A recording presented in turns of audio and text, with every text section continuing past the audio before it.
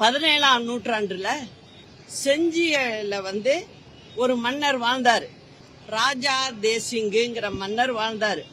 அவர் வாழ்ந்த காலத்துல அங்க ஒரு பெரிய ஏரி 15 ஏக்கர்ல உருவாக்கி அந்த பகுதி உள்ள மக்களுக்கெல்லாம் அங்கிருந்து குடி தண்ணியிலேருந்து தண்ணி வசதி பண்ணி கொடுத்துருந்துருக்காரு.